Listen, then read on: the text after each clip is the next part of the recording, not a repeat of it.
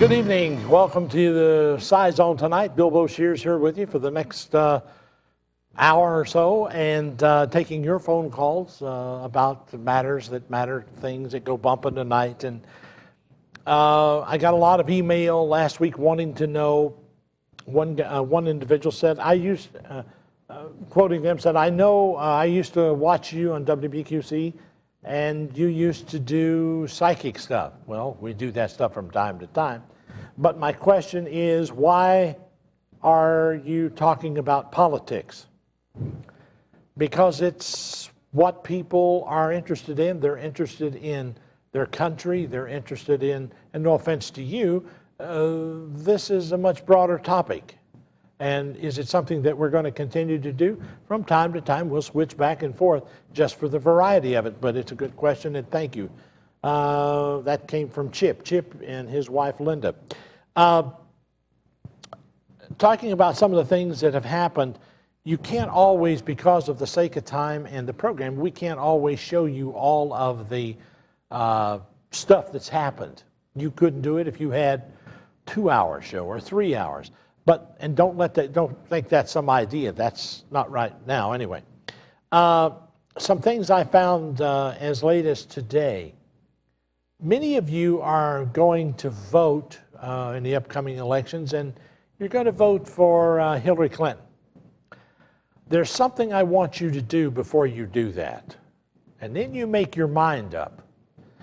I want you to go to Google and type in Bill Clinton, his life.mpg.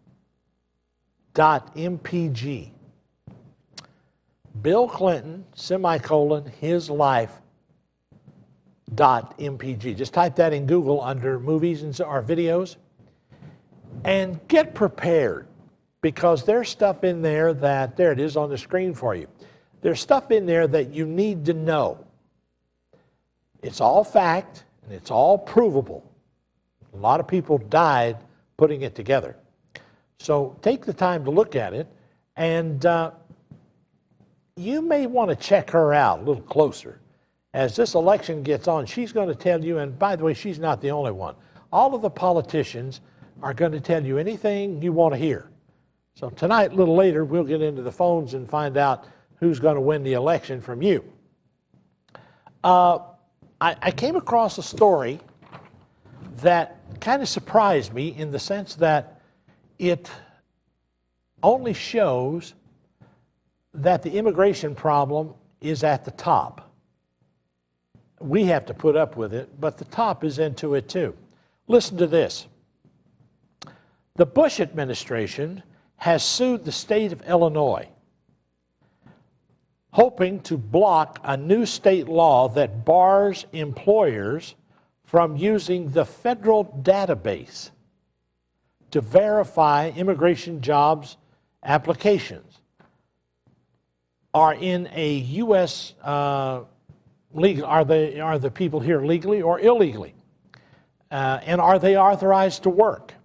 This is an offense that's in the court, and in response to the cases intended to stall the crackdown on illegal aliens in Illinois. The state statute is unconstitutional because it preempts federal laws that have established the worker verification program in 1996. Let me ask you a question. If you're hiring somebody, how do you verify that? Why isn't there a national database like this one put together so that you, as the employer, can check and see if Juan or Jose or whoever he is really here legally?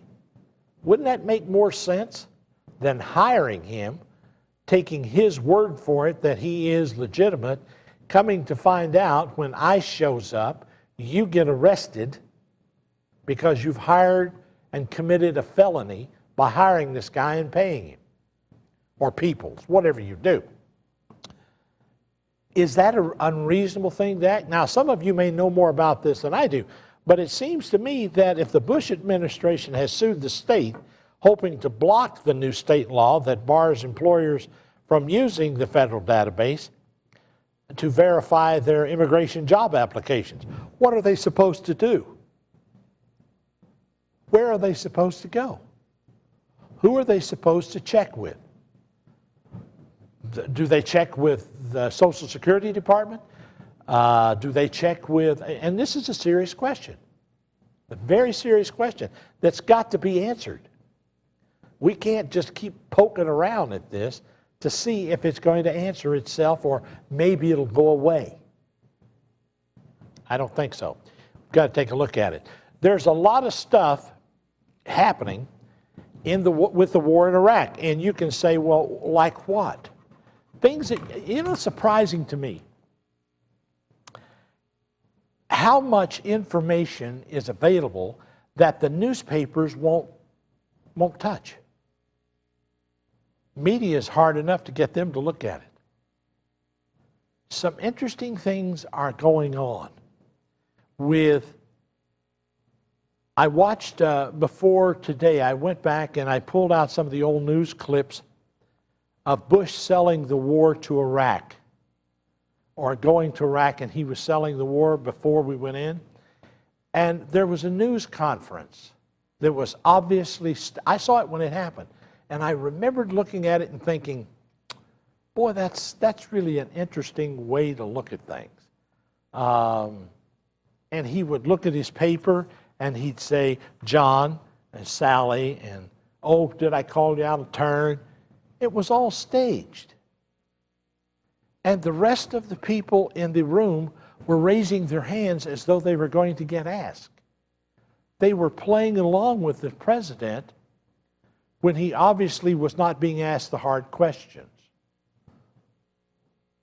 Now, I know that a lot of it is staged, but you know what, as I watched that, I found myself going, did I do the wrong thing? Did I misjudge this guy? Is this something that I wish I hadn't done? Well, the media is not asking the hard questions, I don't think. Thank God we've got the internet. To me, it's a saving grace of information, or otherwise we wouldn't have any. I mean, I don't see any. For instance, and I'll tell you why. I didn't know that there was some gigantic number of people in the Army, that there was a gigantic number of absent without leave. Okay, they'll fix that in a second. He just told me they'll fix that. Anyway, whether or not people are AWL or not, I didn't know there was thousands of them. Thousands. And that tells me something. This week, we were supposed to go to war with Iran, I'm sorry. Another I country. And we were supposed to go in and do that. And the Joint Chiefs of Staff told Bush, "You can't do this because we don't have any men. We don't have any men."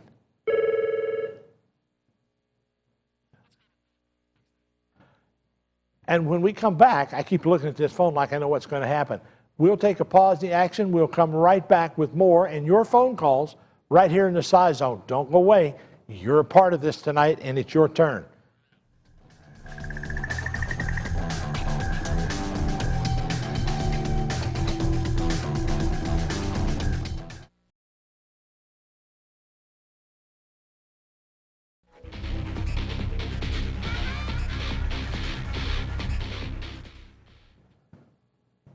Hey, we're back. I didn't know we were back. Glad to have you. Glad to be part of this tonight. Telephone call. The number will be up on the screen. I'll put it up there. Please jump in. It's me and you tonight. I want to find out what you feel about this.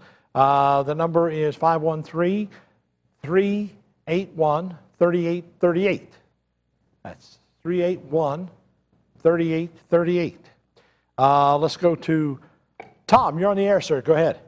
Hello, how are you? I'm doing fantastic. Thank you, sir. You're talking about Hillary being president. Yeah. Well, isn't her husband part of the Skull and Bones, just like Bush, and that most of the Skull and Bones get elected as president?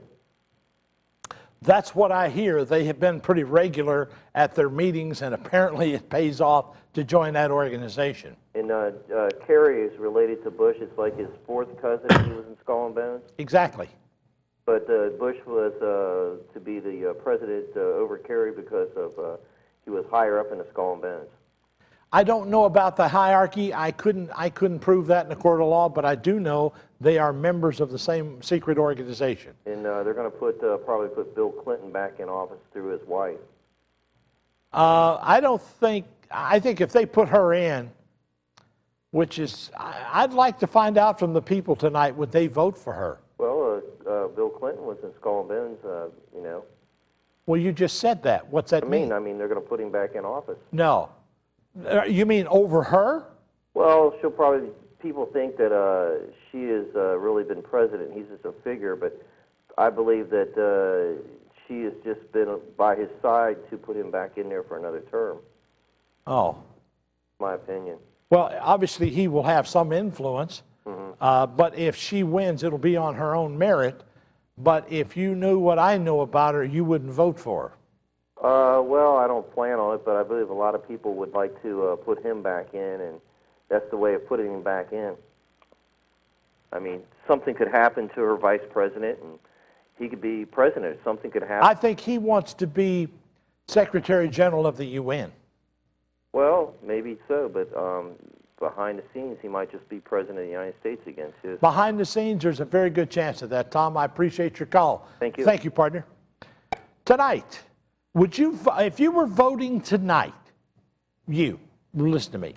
If you were voting tonight, who was the candidate you would vote for? Pick it. Is it an unknown? Is it an independent, Democrat, Republican? Whatever it is, I want to hear from you. I want to do my own poll. I want to find out what Cincinnati's going to do. Now, you could be anywhere in the world and say, I'm not going to vote. I would do that. Trust me. There are people out there right now that are uninformed. What I'm trying to do is give you information ahead of schedule. Once you get it in and you understand it, there's a lot of questions about Whitewater that were never answered. There's some things that happened to Kenneth Starr that you don't know about when all of the investigation was going down. Those are the things you need to know.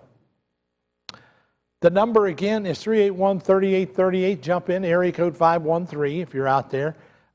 We've got one line open and you need to be it.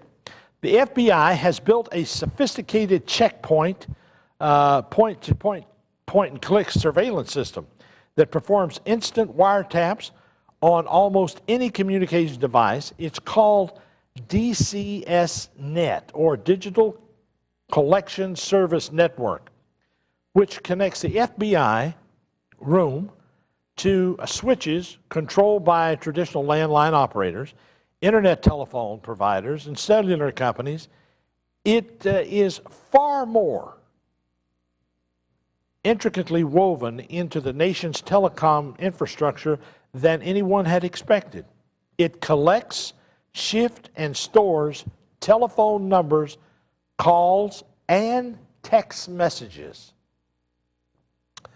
So if you think what you're saying to your lover is not being captured, God help us if all of that gets out. We're in trouble. We've got full lines. Let's take some calls here.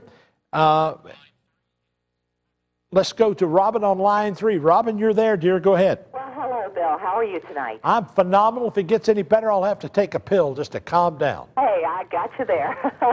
Hey, honestly, I think Tom is wrong. Your previous caller? Yeah? Well, first of all, I think Hillary's a crook like all the rest of them. I agree. But I think that she stayed with Bill so that she would have a better chance of making it into this election. Absolutely. That's the only reason she stayed with him. Well, through all of the Monica Lewinsky business and all that, when everybody was saying, why is she staying? Why is the woman staying with him? Get rid of the loser. I think she stayed with him so that her chances would be better. Absolutely. President. And secondly, I think that if she does, and I hope she doesn't, but if she does make president, that she will have him nowhere near her. She will have him as a roving ambassador throughout the world, spreading cheer and goodwill and whatever, but she will want him nowhere near her because she will want everyone to know that she's doing it on her own. Why would she want him? She wants him, as you just point out, which is a very good critique. She wants him at the UN. Oh, yeah. Oh, yeah, she so does. that he can foster and cover up the indiscretions from that aspect of it. There was a lot of things that went down under the Bush administration, under the Bill Clinton administration, called oil for food programs. That's right. And a lot of congressmen and a lot of senators got oil for food vouchers. Right. And we've never seen that investigated yet. Right. Well, I think that that's why Bill Clinton has been involved with Bush in going around the world for all of the tsunami victims and so forth. That's preparing him for his role as an ambassador. You know, it is so crooked and so corrupt. There's a new book, and I'll try to get that to you, about the fascist government that we've got. It's big corporations running this country from stem to stern. That's right. I was in Washington, D.C. a number of years ago, and a gentleman sat down and told me and described and showed me the map of where the oil pipeline was going to go through Iran. Well, this week, we were supposed to invade Iran. Right. We didn't have enough men to do it, so says the Joint Chiefs of Staff. Bush has got the goo over that and still not happy with himself, but thank God we didn't go. Right. They've got 78 million people that are unified. And we're just going to go in there and tell the Middle East. I'll tell you another thing that got me this week. We had a bunch of congressmen and a bunch of senators sit down, and they told Nouri Maliki that he should divide his country into 3 states, the Sunni, the Shiite, and the Muslim. And Maliki politely, I guess, told them, thank you, but no thank you. This is our country. We will run it. Where in the hell do we get off telling other people how to run their country? Right. And it's about time we learn that we cannot win a religious war. You know, win a religious war. It's not only the religion. It's deeper than that. It's a cultural thing. And Bush went into this war completely unprepared for it. He lied every step of the way to get into it. And we have had to pay the piper for it. That's right. Right down the pike, it's cost us a fortune, and it's going to continue to do that. He just asked for, what was it, 50 billion more? And somebody said to me the other night, why does he need that money? I said, well, look at this. He's hired all these new soldiers and got them to re-enlist, and he doesn't have any money to pay them, and they're about ready to get out.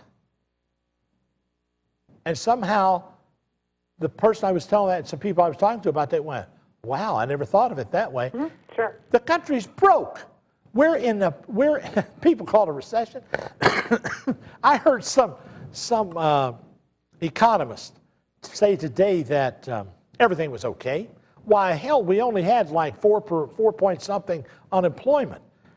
Obviously, the person lives somewhere in a big city, is out of touch with reality. I defy you to go across this country. Just walk out your front door. Get in your car and drive across town.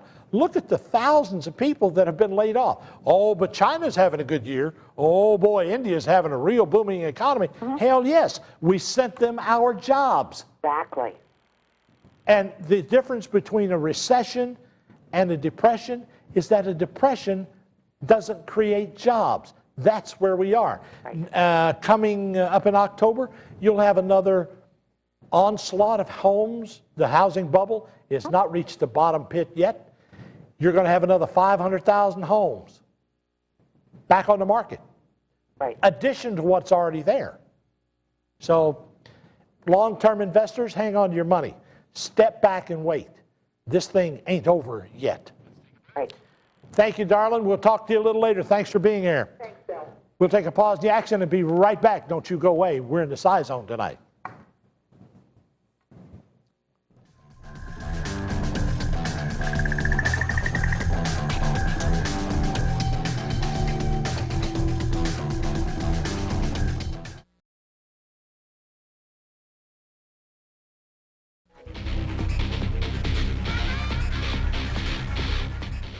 Oh, by the way, email comes in. Bill, where are you during the week if you're not at WPQC?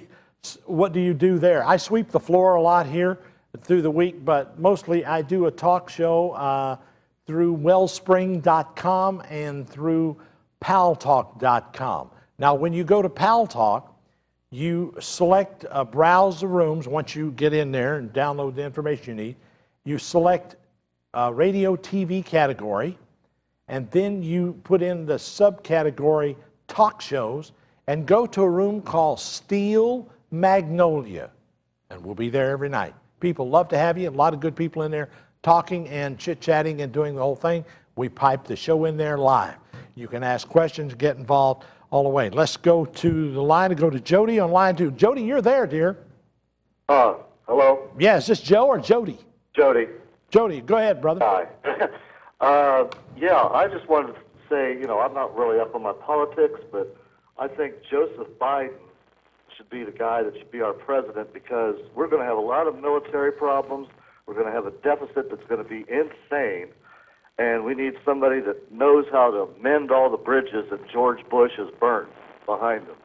And I think he would be the best choice. Okay. Now, Joe Biden, that's who you're voting for tonight? Yeah. If this mythical, hypothetical election, you'd vote for Joe Biden? Be the candidate. I'm sorry? I would hope that he would be the candidate. Okay, okay. Well, we're doing our own hypothetical thing here, but I'll put him down here. I appreciate it. Jody, thank you, sir. I just want to say,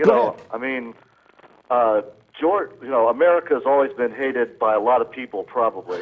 But since Bush has been president, even more people across the globe hate us. And I Absolutely. just think it's going to take a whole lot of work. It could take probably 8 to 12 years worth of work to straighten out the mess he's put us in. Let me tell you how we could really make some friends real quick. Okay. Is develop alternative energy. Oh, yeah. And put it on the market. And by the way, we're going to have a smarter president, a smarter leader to do that, because we cannot do it with the people that are there. Oh, They're yeah. too much invested in big oil and big government. Well, George Bush, you might as well have oil as his middle name. Well, it is. But, and Cheney, of course, too. But, it's just terrible. All this junk that's getting recalled from China, that's a part of Bush just kind of letting our guard down. Who do you think will be the Republican candidate? I got this weird feeling it'll be that Mitt Romney. Mitt Romney. Would you vote for him? Obviously, you wouldn't vote for him. No. I ain't voting for any Republican. Do you think the Republicans have got a snowball chance? I hope not. I hope we don't have a Republican for another 12 to 16 years. You may have a real point there, my friend. That may very well may be what you have hit on.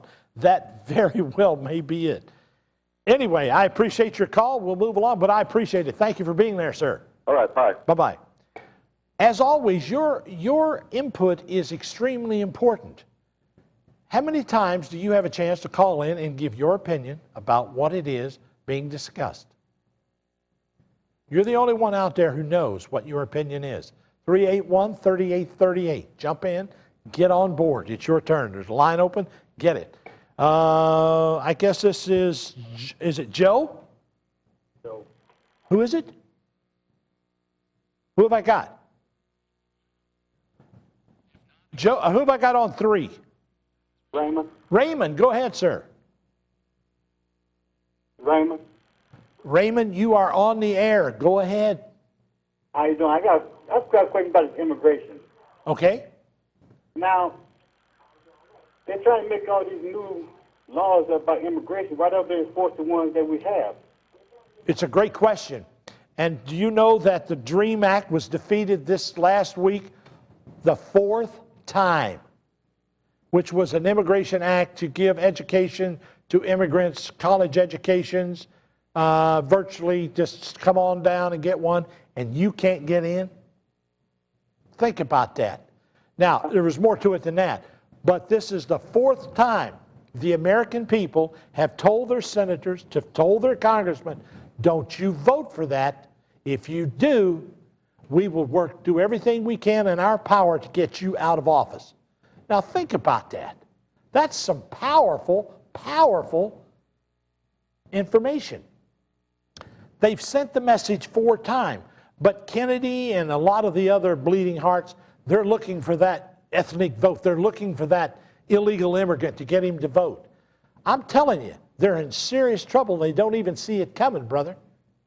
Right. That would bother me about this immigration thing because I travel quite a bit, and Yeah. a lot of states you go to, they have concessions for the illegal immigrants, and like they have. You go to a city in L.A., they got in English. I hope so. We're in the United States. Absolutely. Absolutely. You ought to try to get your driver's license in L.A.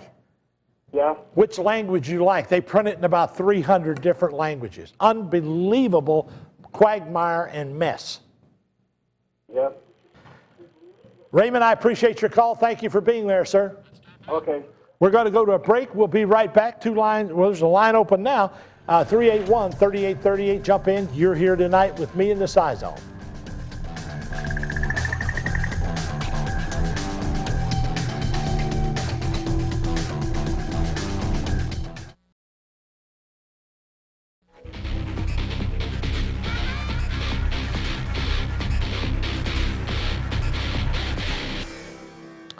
I'm back. I want to thank all the guys in the control room, the Hammer, the Gangster of Love, and his sidekicks, Barney the Knife and Shackmaster Nasty is in there. All of them doing a good job. Coming in this late hour to do this show with me, I appreciate it. Knowing that there is a staggering amount of evidence, we'll get to your phone call right now, 381-3838. When somebody hangs up, you jump in. Let's go to Joe on line 4. Joe, you there, sir? Yeah, hi. Hi, Bill. How you doing, brother? Okay, good to talk to you again. It's my pleasure. Go right ahead, sir. I'm Joe from Deer Park. I said that. Go ahead. All right. I would vote for Mike Huckabee. I Who? like him. Huckabee. Okay. Yeah, he's a good Christian. And also Sam Brownback. He's another good contender for the Republican Party. For the Republican Party, you'd vote for him? Well, they're not all bad. There's good and bad in both. Did you find one? Which one did you know is good? Well, I've seen Mike Huckabee being interviewed on 700 Club, and I've seen him in other interviews, and also Sam Brownback. They're both strong conservatives. I don't buy that anymore. Conservative, liberal, they're 2 wings of the same bird. I don't buy either one of them, but that's all right. You're entitled to that, Joe, and I appreciate your call. Looking forward to it. Thank you for being there tonight, sir. I don't like Bush at all. Neither does the rest of the... He's the worst president. He's the worst president in the history of the United States, period. I liked both Reagan and Ford. They were good leaders. Well... That's my opinion, of course. And certainly, sir, you are entitled to it in the Scizone. We allow that. That's the first rule. Anyway, I appreciate your call, brother. Thank you. Thank you very much. You got it. Well, Sharon on line 2. Hi, Bill. How are you tonight? I'm phenomenally well under the circumstances. Well, guess what? If I was to go to the polls tomorrow, I would vote for Joe Biden. Joe Biden. You better believe it. This guy has got the maturity, the experience, and the know-how. He just recently wrote a book, and it came out this week. He was on The View this week. Uh-huh. And he's been to Iraq 8 times. So that's my guy. Okay, let me point out something. Okay. Because he's been to Iraq doesn't mean a thing. He stayed inside the green zone. He didn't get out and walk around and talk with the population. He didn't find out what. He didn't speak with Nori Maliki. He didn't get any of that. So him going there is a bunch of fluff and PR and press release. It don't mean jack squat. You could go to the green zone if you wanted to. Okay. I'm underwhelmed by that, to be honest with you. I am curious. If you could vote tomorrow, who would you vote for? I don't think there's anybody running right now I'd vote for. Nobody. Not Nobody. at all. And it would have to be an independent. Okay. Because we're looking at a nickel. There's no difference between these two parties. Okay. Nobody has come out and said, look, they've come out with platforms and accolades, and the biggest thing they can talk about is, look how much money we've raised. And the press gives them a pass.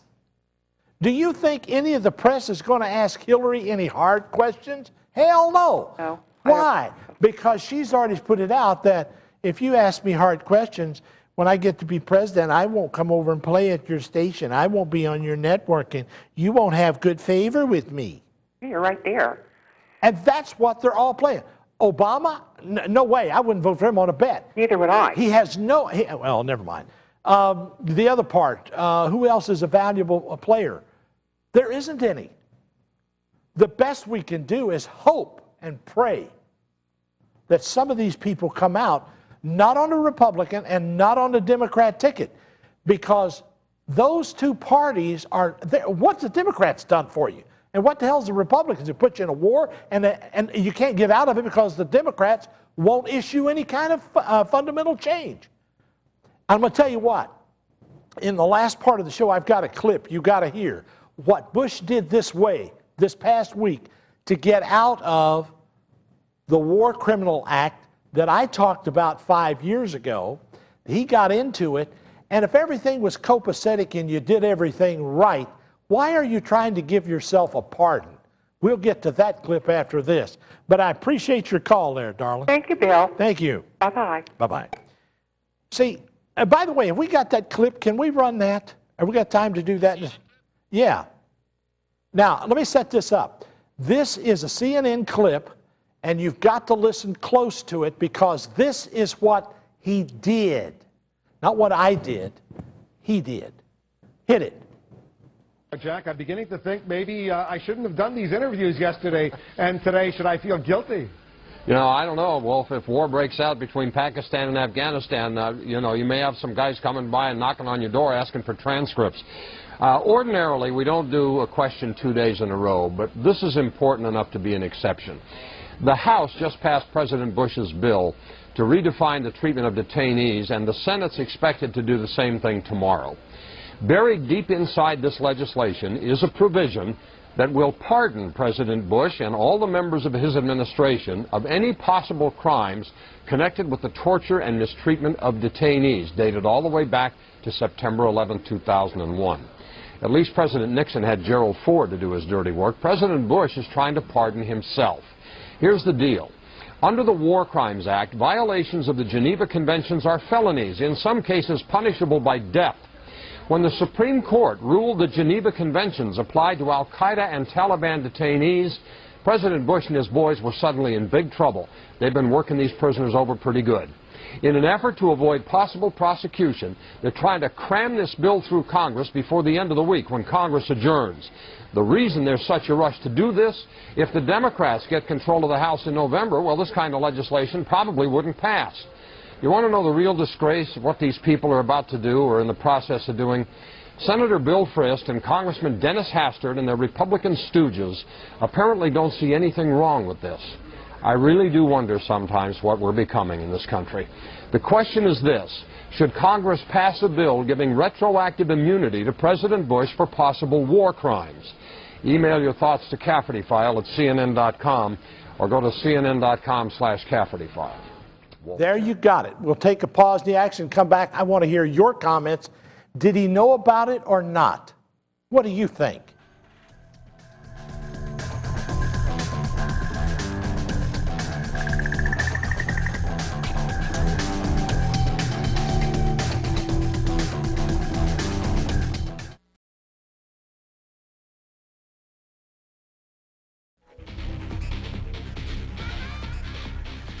We're back. I'm Bill Boshears. This is Scizone. It is 11:43, the bottom of the hour, or top of the hour coming up. Let's go straight back to the phone. When somebody hangs up, jump in. 381-3838. Get ready. Here we go. Let's go first to Jim. You're on the air, sir. Yes, sir. How you doing? Oh, pretty good. Go get them. What's on your mind tonight? Okay.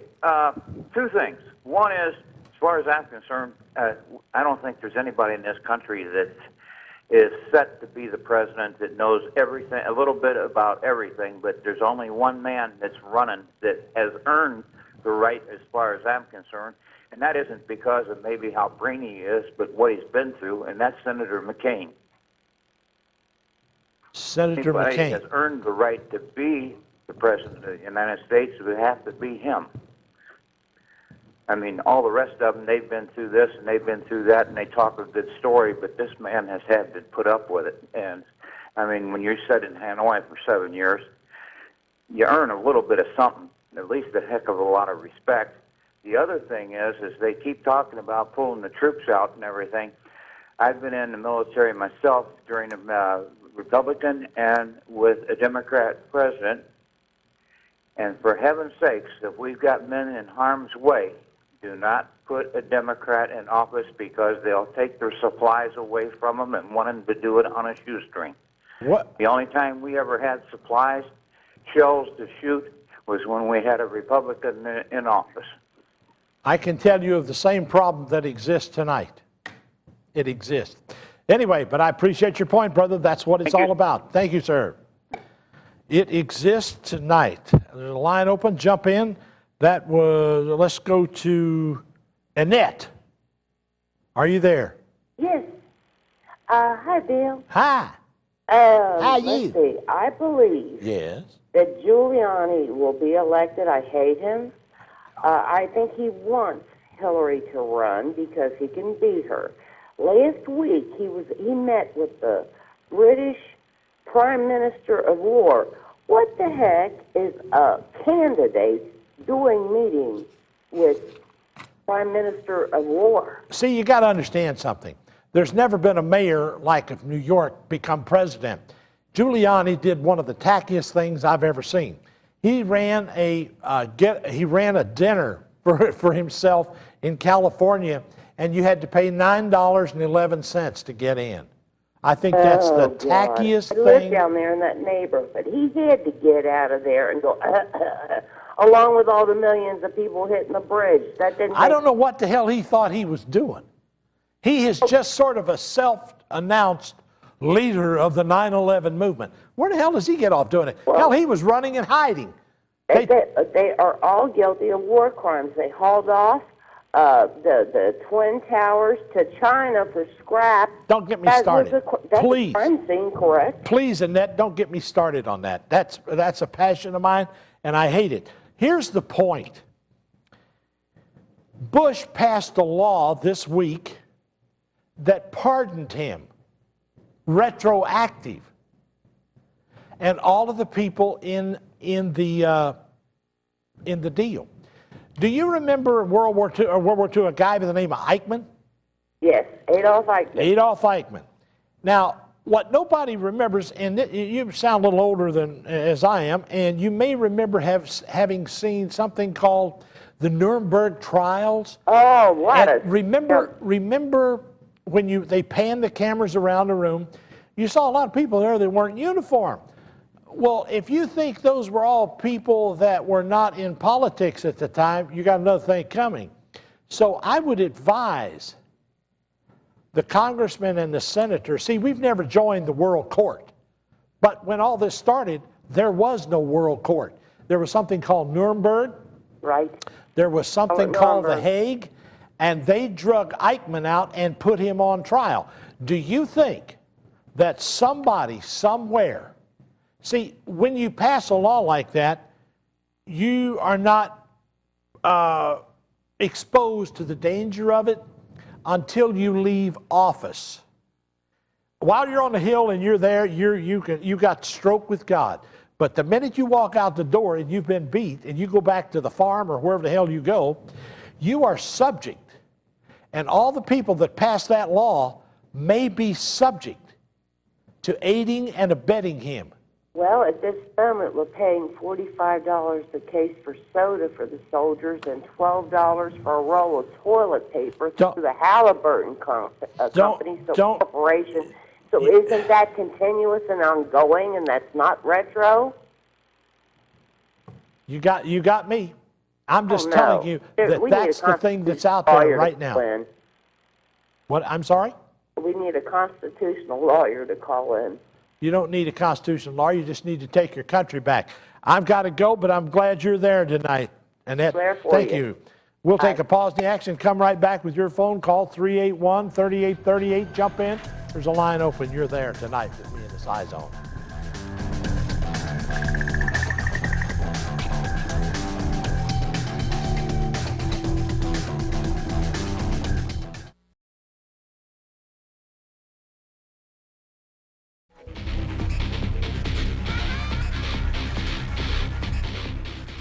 Well, we're back. I want to thank the guys in the control room and all around the room here tonight. We've got Barney the Knife and Dave the Hammer in there putting us up on your television screen tonight. Thank you guys, doing a hell of a job. Thank you. And let's get to Chris and Sherry and Dan and all the rest of you.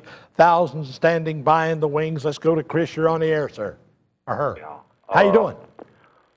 For voting, Yeah. I'd have to go independent. I have to, too. I'm sorry. Go ahead. Independent. Yeah. On another factor, the person was talking about immigration. Yeah. Did you know that they won't even tell you what they consider a relationship if you have start a relationship with a woman overseas?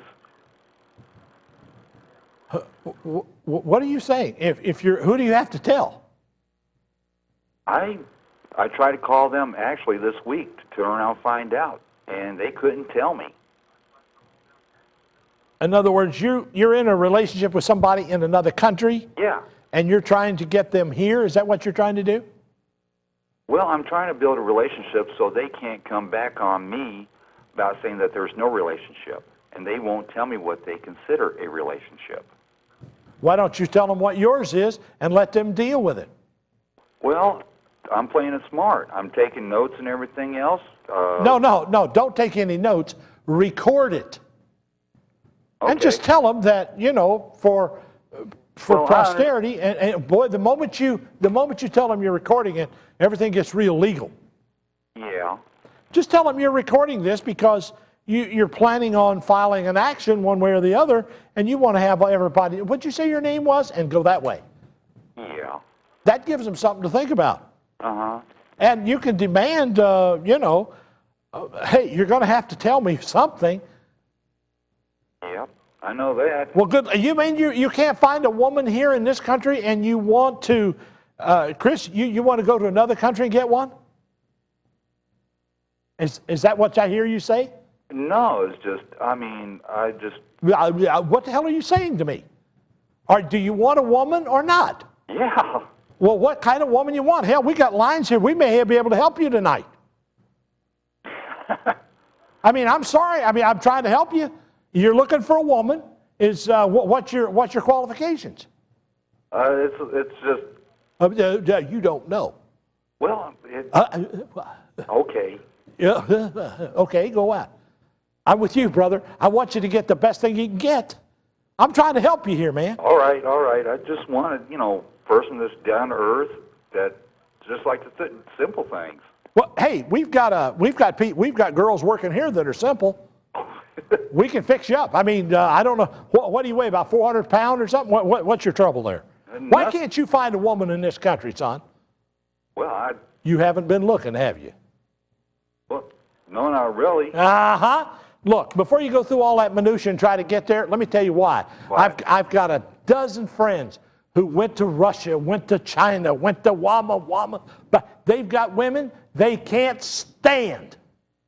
One guy told me, he said, hell, she's from Russia. We can't even communicate. I don't know what the hell I married her for. I do. I know why I married her. They're crazy. They just get that way. The pheromones get all messed up, and they have to have a woman. Calm down, take a cold shower, you'll be better in the morning. I'll talk to you later, brother, but then I want a real clear understanding of what kind of woman, because we'll do Desperate and Dateless here sometime, and you're the first client. Thank you, brother. Appreciate your call. Now, he thinks I'm crazy, but it's the truth. Let's go to Cheryl. I believe it's Cheryl. Cheryl, you're there, and I got 3 minutes. Hit it. All right. Let's get Bush and his cronies out and vote independent. You got it. I'll vote with you. Appreciate the call. Thank you, Cheryl. By the way, Cheryl, are you single? No, I'm married. Oh, well, I was going to try to fix you up there with Chris. I thought maybe I could set the world straight tonight. Anyway, I appreciate it. Thank you for being there. And let's go to Dan. I guess Dan's legal. Dan, are you there, sir? Hello? Yeah, you're there on the air. Go ahead. How you doing? I'm new to watching the show, and I just wanted to call in. And Don't feel bad. I am too. Go ahead. You just want to call in and do what? I just wanted to call in and let you know I love the show. I'm kind of new to watching it, so I just figured I'd call and tell you how much we appreciate it. Dan, I appreciate you. You're what this is all about. We do a lot of serious topics, Dan, but sometimes you just have to stray off the path and get a little crazy. It's Saturday night, and you're in a place called Newport, I think. Yep. And that's a good place to be from tonight. I'm glad you're there, and we're glad you're a part of this tonight. Join us every Saturday night right here. You're welcome. Glad you're doing what you guys are doing. I appreciate it. Thank you, sir. Thanks. Bye. Let's go to Bill on 2. Bill, you got a great name. I like it already. Go ahead, sir. You're on the air. Okay, I just wanted to throw some bread on the water with all these things we're talking about with electing people and all this stuff that's going awry with the immigration and what have you, which I'm totally against. I think we need to go back about 3 more steps and say all of our senators and our representatives, they can't run more than 2 terms and then they're out. Amen. Term limits. We heard that from the Republicans, remember? Oh, we're going to have term limits.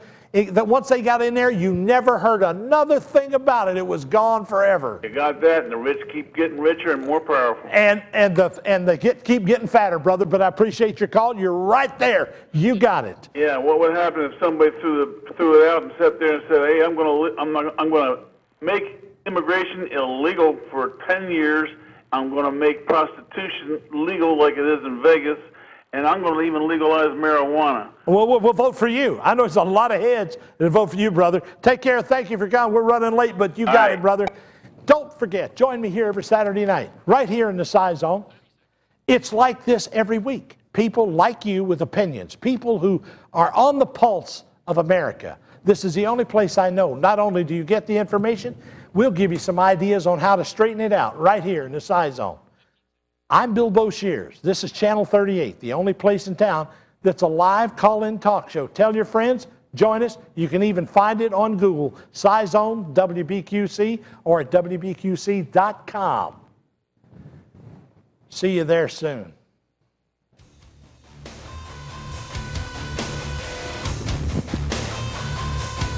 How was that?